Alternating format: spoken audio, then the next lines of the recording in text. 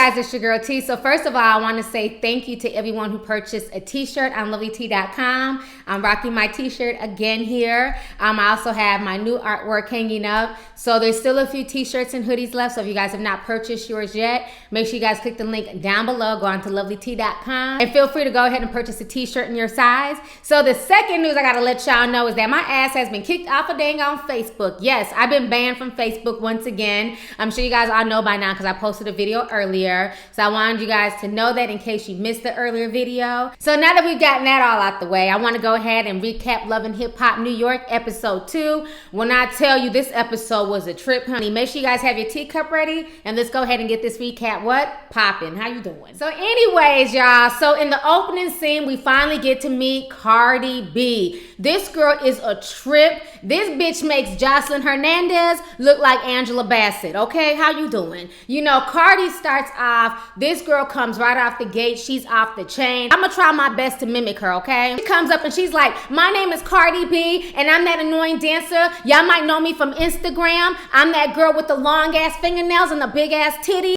I'm just a regular schmegular girl from the Bronx. I be dancing all around America, and my goal is to get that shmoney. You know what I mean? You heard? Ain't no party like a Cardi party, because you know my party be popping, you know what I mean? The quan on these cats, you heard? I gotta let these goofy cats know what's up.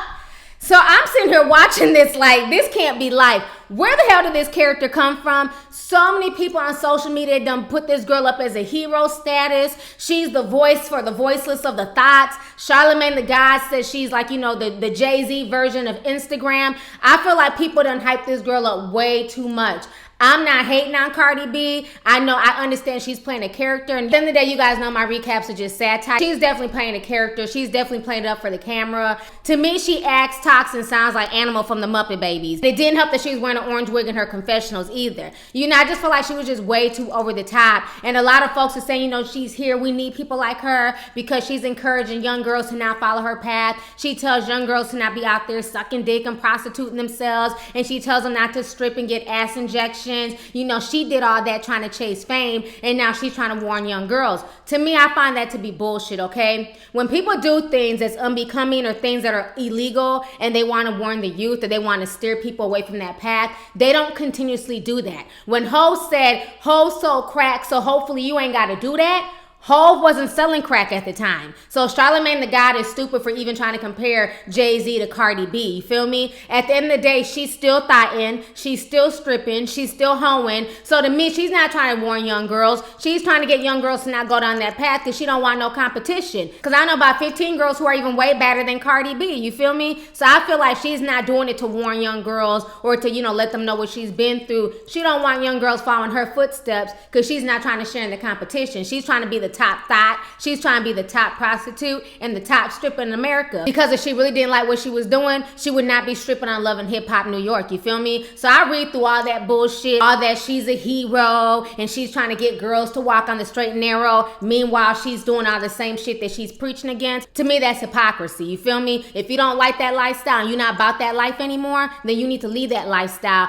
If not, do you, but then stop trying to preach and trying to tell other girls not to do it while you coming up off of it. You feel me? She's being rewarded with the reality TV show. She has millions of followers on Instagram. She gets shown love by so many people, but then in the same breath, society will say that people like her are trash, they're ghetto, they're unbecoming and everything else. But then we'll give her a show. She's on The Breakfast Club. She's all over America, and she's basically perpetuating this stereotype. There's a lot of strippers out here who still know how to carry themselves classy, even if they take off their clothes. So to me, Cardi B is definitely over the top, but she's funny and she brings a different element to Love and Hip Hop New York. But I'm not buying that whole Hove role and the whole, you know, I'm doing this so that way you guys don't have to do this. Get the fuck out of here, bitch. Strip, get your money, take care of your family and do you, but stop trying to act like you're the Mother Teresa of Thotland, okay? How you doing? Anyways, so while Cardi B's sitting there, we also get reintroduced to DJ Self, okay? Now, DJ Self is annoying. This whole scene with him and Cardi B just looks so contrived. So Cardi B's sitting there taking the Instagram, and she's like, shout out to Brooklyn. Shout out to Brooklyn for holding it down tonight and bringing me that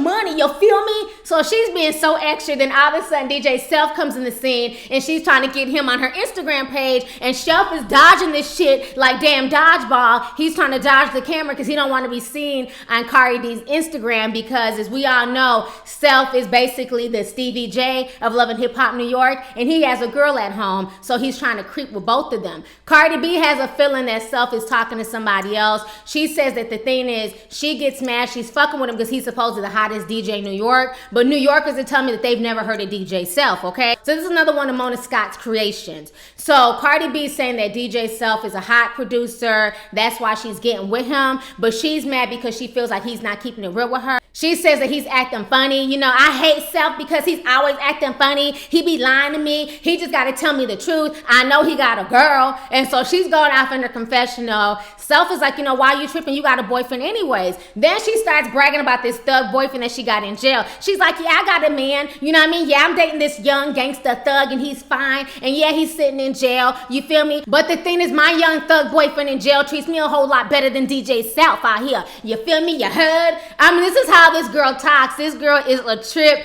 Cardi B has no chill whatsoever. While they're sitting there talking, she's going off on DJ Self, you know, because she feels like he's not being honest. And DJ Self is like, nah, I ain't got no girl. You know, you're the only one I'm messing with. But we all know that that's a damn lie. So this introduction to Cardi B was a straight up trip. This girl is banana, but it makes for good television, so I ain't mad at her. Moving on to the next scene. So in the next scene, we're sitting here with Ra, and she's basically getting ready to meet with Bebe's kids, aka Sexy Lexi and Mo Money. So Mo Money is the rich one. She's the dark-skinned girl with the purple hair, so I had to clear that up from the last video. And Sexy Lexi's a light-skinned girl who's broke, okay? So it seems like Ra has a better relationship with Sexy Lexi. She does not treat her the same way she treats the dark-skinned girl, Mo Money. And Mo's not feeling it. Ra's upset because she feels like at the end of the day, Mo, you're representing my brand. So for you to try and fight Young B at that show was just very unbecoming. I'm pissed off. And Mo's like, you know what? That's the only show that you done booked for us in I don't know how many months. You don't do anything for us. You're not even acting like a manager. You don't support us. You're not backing us up financially. And Ra's like, you know what? Your attitude sucks. You talk too much. And then she advises Sexy Lexi to pull a Beyonce and basically kick Mo Money out the group. So at that point, Mo's upset. She gets up and she walks off. So now Lexi's trying to defend Mo, and she's like, you know what? Mo feels like that you play favorites. She feels like, you know, you support me. You call me on a personal level, but you don't call her. So then Mo comes back and she's confronting Lexi. Like, she's like, you know what? She just sat there and said that she wants you to kick me out the group, and you still sitting up here chopping up with her. And Lexi's like, hold up now. I'm having your back. I'm talking to Ra. So now Ra and Mo start arguing. She's like, see, that's the problem. She don't listen. She don't bring nothing to the group. You need to just cut her off. So now Lexi's just kind of left there to kind of figure out what she wants to do. Mo walks off, and Ra's just sitting there looking at Lexi like she's completely over the situation. Moving on to the next scene. So in the next scene, we have our favorite Love and Hip Hop father, honey, Broke Dollas. Okay, how you doing? So Broke Dollas done jumped for Love and Hip Hop Hollywood. He's now back on Love and Hip Hop New York, and he's talking about how, you know, he's broken up with Mo, and he's really sad, but he has to move on. He needs to find somebody new in his life. So now we're thinking it's some young thought, but come to find out it's his daughter, and his daughter is coming to come stay with him. And his 16-year-old daughter, her name is Ashley. She's coming to come stay with Broke Pennies, and she's a really, really beautiful girl. And so, you know, he's laying down the ground rules. He's saying that he wants her to make her bed, keep the house clean. He doesn't want makeup everywhere. So Ashley decides to lay her own ground rules as well. And she tells her dad that she does not want her dad drinking as much as he does, and that she doesn't want women coming in and out. And I honestly do believe that Rich Dollas is an alcoholic. I called this out many seasons ago. This man is constantly drinking, and I'm glad his daughter brought that up. But another thing that bothers me about this whole dynamic, while I love to see a father with their daughter, I don't like the fact that Broke Pennies is exploiting his daughter's virginity. He sits there and he asks his daughter, like, you know, are you still a virgin? What's up with you and old boy? And she finally admits that she's had sex. She's only had sex one time. And so now he's kind of upset. He's not mad at her, but he's just like, you know, he just doesn't want his daughter to end up with a creep like him. And he doesn't want his daughter to be in a situation where she's pregnant and the guy ends up leaving. You know, I always find it funny when fathers are so protective of their daughters and they don't want their daughters being mistreated, but yet and still these same shitty ass fathers have no problem mistreating somebody else's daughter, mistreating other women. You know, I just always find that crazy that men want to hold their own daughters and their mothers to such high standards, but then cheat on their women, beat their women, and do all types of bullshit to their own women, as if those women that they're not abusing, cheating on, and playing are not somebody else's daughters. One good thing about shitty men like Rich Dollas who like to play with women, and especially vulnerable women, is that they always get their karma via their daughters. So I love when pimps and players and dudes who are just ratchet with their dicks, I love when they have daughters, honey, because the same turmoil that you put women through running behind your ass is the same shit that's gonna happen to your daughter. Those same tears that those women were shedding behind Rich Dollas are gonna be the same tears that he's gonna be wiping off his daughter's face when some young dude ends up fucking her, getting her pregnant, and moving on. You feel me? But, you know, I do like Ashley. I think she's a sweet girl, so it's not to down talk her. I'm just simply down talking the father. You know, I just get tired of so many men having the same mentality as Rich Dollas, that they want to hold their daughters on these high pedestals and they don't want their daughters getting played and being mistreated. But then in the same breath, they have no problem mistreating women. And that's the same thing that you see that went on with Nia Riley and Teddy Riley. You know, he's so overprotective of Nia and he wants Nia to be smarter. But yet and still, this man has so many children by so many different women. He played all these women. But now that it's happened to your daughter, now you're in your feelings. Like I always say, karma is real, and how you want your children to be treated in life is how you should treat other people. Moving on to the next scene. So in the next scene, we have Remy Ma, and Remy Ma is waiting for Rashida, and she's kind of irritated because Rashida done stood her up. It's been 2 hours. You know, shout out to Rashida and Remy Ma. Them girls are thick as hell. They got some big ass titties and some big old booties, and they got a lot of stomach, and yet and still, they have no shame in wearing crop tops. So I love a big confident woman, and they don't give a damn. They're doing them. You feel me? So Remy Ma's sitting there, she's saying that, you know, she wants to let Rashida in on everything that's going on with her wedding plans. So she tells Rashida that, you know, Papoose re-proposed to her, got her a fat ass ring, honey. She got the ring obviously resized because now the ring is actually sitting on her finger and not sitting way up here like a midi ring. You feel me? So Remy is telling Rashida that she wants Rashida to be part of the wedding. She wants to be a bridesmaid or something like that. Rashida is super excited. She definitely wants to be involved in this. Then she starts telling her about what she's going through with Mo and Sexy Lexi and her other artists. And Remy Ma ain't trying to hear none of that bullshit, and neither am I. Moving on to the next thing, we have our favorite sister wives, honey. Amina Caterpillar and Tara the Hood Rat. You feel me? So Amina Caterpillar goes to confront undercover Hood Rat Tara. And, you know, she's basically looking for her husband. She's looking for Grandpa Bums. And she's asking Tara, have you seen Peter? Peter hasn't been home in like 3 days. And I know he's with you. And Tara's like, no, bitch, I'm over here working out, honey, because I got to keep my body on point. Because you know Peter's hitting this again. Boop, boop, boop, boop, boop. Bang, bang, bang, ski, ski, ski. Bang, bang, bang, ski, ski, ski. Okay, let me stop. She didn't say all that. But she's trying to play with the poker face. But you know that's what the hell that damn Hood Rat was thinking in her mind. Like, yeah, I got to keep this body tight for Peter, honey. But she's telling Amina Caterpillar that, you know, no, I don't know where Peter's at. I have no idea where he's at, you know. That's your husband. You should know where he's at. And Amina's like, you know what, Tara, I just feel like ever since you moved into our building that, you know, he's been gone a lot, and I feel like he's down at your place. And Tara's like, well, you know, maybe he is, maybe he's not. And now Amina's like, hold up now, what do you mean? Maybe he is, maybe he's not. Like, bitch, are you trying to be funny? So now Amina's, you know, she's starting to get about that life. Amina's getting a little attitude with Miss Tara. And Tara's like, you know what, Amina, don't come for me. Don't come trying to confront me about nothing that you and Peter have going on. You chose to be with him, so whatever you get is what you get. And Amina's like, you know what? It doesn't matter. That's my husband. But I'm still upset because I feel like he's still in love with you. So Tara's like, if you know that he's still in love with me, then why are you still with him? You know, you chose to break up our happy home. Me and Peter were happy and you came into our situation. And then Amina Caterpillar responds by saying, you know what?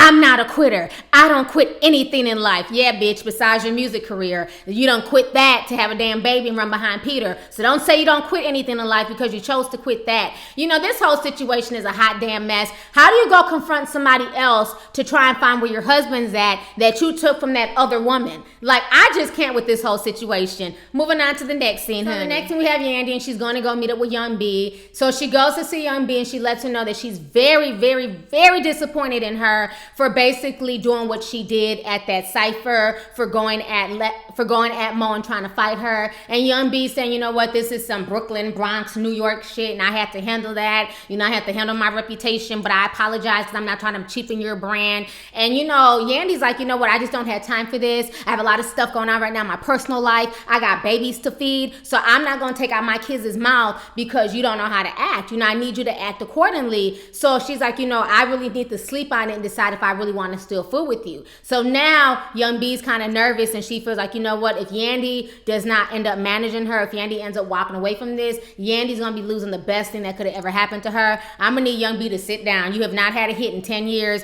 Yandy will not be losing a damn thing if she chooses not to manage you. Yandy is set. You know, she may be kind of goofy when it comes to relationships and picking a man, but when it comes to business, Yandy's about that business life, and she's set for life regardless if she decides to sign Young B or not. Moving on to the next thing. The next thing we have boring ass DJ Self, honey. I think I need to call him DJ Selfish, okay? This man is very, very selfish. So anyways, DJ Selfish is sitting there fucking Snapchatting and Instagramming with damn Cardi B, and they're flirting, and you know, he's trying to look all good and shit on his phone and everything. And then like clockwork, all of a sudden some crazy Puerto Rican, you know, comes running down the steps, and he takes his phone and, you know, he shoves it in his seat, and he, you know, he sits up real straight.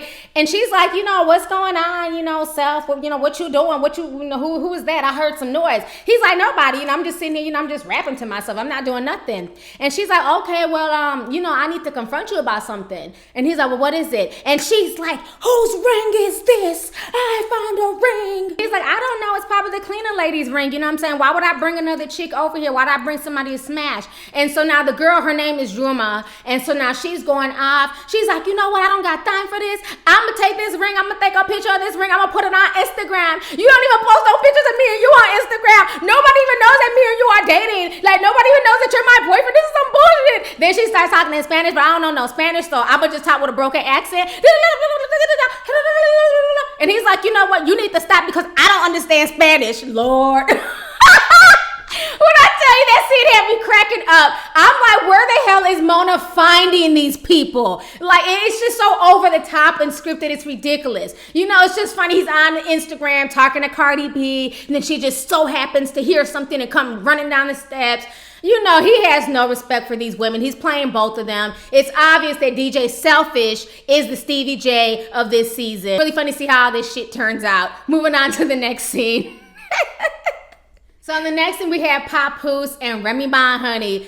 First of all, Remy Ma, can you please let me and all these women out here know where the hell you found Papoose? And can we get a damn duplicate of him?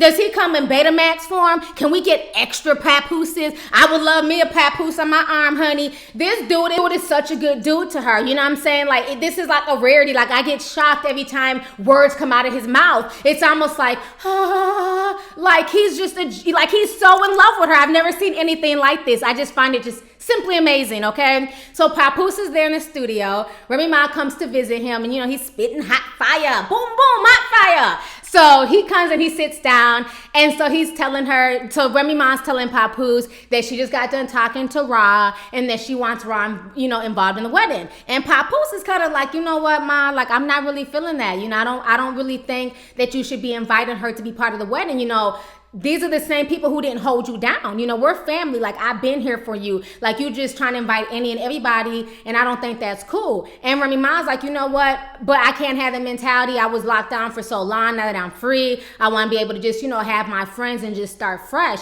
Like, I love the fact that Papoose is looking out for her best interest, and it's the truth. These same people that went to their wedding, as you guys know, they just got married the other day, and they both look flawless. Remy Ma look beautiful. Papoose look real handsome. And shout out to Keisha Cole. I know we clown her a lot sometimes, but I love me some Keisha Cole, and she looked so radiant at their wedding. It looked like she was getting married. So shout out to her for looking like a damn dime piece, Keisha. You done went from damn selling funnel cakes at the BET Awards to looking grand at Remy Ma's wedding, okay? So anyhow, I really feel Papoose. There was a lot of people that were there at that wedding that I had to give a side eye to, because Remy Ma even said a year ago when she got out of jail, none of these people wrote her. None of them came to see her in the whole 6 years that she was down. But now that she's having a wedding, she's on reality TV, all of a sudden all these people are coming around. Now, she did say that Keisha Cole did used to send her money and put money on her books, which is just, you know, just love, you know, that Keisha Cole was doing that. So her and Keisha have a really tight relationship. But I have to give Fat Joe and a lot of these other people the side eye, because they weren't there holding her down at her worst moment. So I definitely understand where Papoose was coming from. So now Papoose is saying that, you know, he also feels like there's a lot of tension going on between DJ, his 18-year-old daughter, and Remy Ma. He feels like ever since Remy Ma got out of jail, she has not been really spending time with DJ. in the way that she needs to, and it feels like Remy Ma's kind of falling back from her. And Remy's saying like, you know what, I'm not really trying to be bothered because it seems like ever since DJ turned 18, you know, she's doing her. She's not trying to listen to me. You know, she want to run the streets and do her. So, you know, I just kind of fell back. And I'm tired of Jace. You know, Jace is out here acting crazy. He don't want to listen. He think he grown. Now, Jace is her 14-year-old son. And Papoose is like, but still, you have to remember, Remy, we were all children once. We all made mistakes. You still got to be a mother to them. You still got to do what you have to do. You can't just, you know, fall back. You know, we're a family. And I'm sitting there looking like, damn, are the roles reversed? Like, she sounds like the dude and he sounds like the female. Everything Papoose is saying is the truth. He held this family down the whole 6 years that Remy Ma was locked down. He stayed visiting her. He had, you know, her son living with him and his daughter and everything else. He held the family down like most females do when they dudes go off to jail. So Remy Ma, you can't take a break. This dude didn't take a break from you, your son, or his daughter for 6 years. You cannot take a break. You can't get comfortable. You can't shrug your shoulders and say, well, she's 18 now. He's 14. It is what it is. You can't say because he spoiled them and let them get away with stuff that now you feel like you don't have to step up. If anything, you have to make up for lost time, and you have to treat his daughter in the same manner that he treats your son. You know what I mean? So for me, I love Papoose's dynamic. I love the fact that with all this ratchetness, they're showing a good black man who really loves his woman, who really loves his daughter, who really loves his stepson. I love their dynamic. But damn it, can I get a Papoose? I ain't never even did no damn time in jail. Why can't I find me a good man? Shit. Until I find me a Papoose 2.0, I'm going to just keep praying about the situation because it's obvious there's still good guys out here and they do exist. I mean, damn, every time I see their scene, I'm just like, this chick is so damn lucky. Oh, kudos to you, bitch. Moving on to the next scene. Next scene, we have Broke Panties, and Broke Panties decides to meet up with Ashley's mother, and Ashley's mother's name is Miracle, which I find kind of funny, only because Miracle's a good Christian woman, and she's telling Broke Panties that basically this little visit, this 2-week visit that Ashley was supposed to do, needs to turn into a 2-year visit because she wants to go overseas and spread the word of God. She wants to be a missionary for the next 2 years. So now Broke Panties is looking like, hold up now, we didn't really discuss her staying with me for 2 years, but you know, at the end of the day, it's my daughter, you know, she's my seed, so you know, whatever, she can stay with me for the next 2 years, but I know something you don't know. You know, he's like just a kid. It's like he can't wait to spill the tea. Anyways, he ends up just splashing tea at this woman, and he's like, did you know that Ashley's not a virgin anymore? Do you know that Ashley was having sex with her boyfriend? And the mom is sitting there like, she had to clutch her invisible damn pearls because she swore up and down her 16-year-old was still a virgin. And I'm sitting here watching this shit like, so now the mama is also exploiting her daughter's virginity? Boy, Mona Scott sure knows how to pick them, okay? Her losing her virginity is nobody's business. This should not be on national television. This girl is 16 years old, and I find this whole situation just sad. You feel me? And the fact that, you know, yes, most daughters are not going to go and tell their moms when they lose their virginity. Most kids are just not going to do that. But the fact that the mother is acting super surprised and, you know, I can't believe that this happened on my watch. Well, you better believe it, boo, because it's true. So instead of getting upset, I suggest they put the girl on birth control so that way she doesn't end up getting pregnant and having a child. I think that Rich Dollas handled it well because he didn't chastise her. He didn't, you know, call out her name or make her feel bad. He just spoke to her honestly. And, you know, and she really received it because when they were having the conversation, she was sitting there crying, you know, and you can just tell she wants her father's love. She wants her father around. And hopefully, you know, he really genuinely steps up and, you know, plays that father figure in her life. And he's just not doing this for the show. But I just don't like the fact that their underlying storyline is based on her losing her virginity. I'm not feeling that at all. Moving on to the next scene, we have Remy Ma and Papoose, and basically they're sitting there getting ready to meet up with the kids. So we have the kids, we have Papoose's daughter DJ and Remy Ma's 14-year-old son Jace, and they're both sitting there, and DJ looks to be about 15. I can't even believe she's 18 years old. She got braces and everything. She's cute. She looks a lot like her dad. And Jace, you know, I think Jace has Remy Ma's eyes. I love the shape of Remy Ma's eyes. Her eyes are very unique, and she has really, really pretty teeth. She has a really nice smile. So these are some beautiful kids. You know, they look just like the parents. And Papoose just wants it to work so bad. Like, he's just so happy to have, you know, the 4 people that he loves the most in his life there. And, you know, they're trying to talk to DJ. And Remy Ma's like, you know, you can't be out here fighting and wilding out. You know what I mean? What happens to girls who are out here fighting and wilding out? They end up getting hurt. They end up dying. They end up going to prison. And we don't want that for you. So DJ is trying to listen to her. And then Remy Ma is also telling Jace that she needs Jace to do better, to start listening. She feels like these kids have way too much freedom. She's like, you know, when I was a kid, I couldn't even shut my bedroom door. My bedroom door was wide open. And these kids are looking like, what are you talking about? Like, you know, this ain't the damn 1800s, honey. We need our privacy. We need our Instagram. How you doing? So the whole situation's funny. And Papoose basically, you know, stops them from going back and forth and arguing. And he's like, the reason why I brought you guys all here today is because we're family. And I would be honored to have both of you, both of my kids, involved in my wedding. And of course, the kids are happy. They say yes, you know, they're willing to be a part of the wedding. So I hope that this ends up being like a good chapter for them and they can come together. And I just love the fact that Papoose refuses to let this go. He's working hard at this marriage. He's working hard to make their family, you know, come together and not be a step family, but be a blended family, be a family in one. Moving on to the next. So in the last and final scene, we had the big showdown with the undercover hood rat Tara, Amina Caterpillar, and Grandpa Bums. So what goes down is that basically Tara invites Peter Guns over, and she's saying that, you know, she's tired of this whole situation with Peter telling her one thing, and then she's finding out other stuff from Amina, and she's telling Peter that basically Amina tried to confront her the other day while she was working out and trying to keep her body tight for Peter. So Peter's like, well, what do you mean she was trying to confront you? And she's like, you know, I don't like the fact that you're putting me in y'all situation. You know, I've given my time and my energy into 2 people that don't deserve it. And I'm sitting here thinking like, bitch, why are you giving your time and energy into Amina Caterpillar and Peter Bums? This dude has played you time and time again. At the end of the day, bitch, you need to take Keisha Cole's advice and let this shit go. Why are you putting your time and energy into that as opposed to putting your time and energy into your 2 sons? So anyways, Peter Guns is like, well, you know what? I don't know what's going on, but it is what it is. So while he's talking to Tara, all of a sudden, Amina Caterpillar turns into a damn butterfly and she flies her way into the kitchen.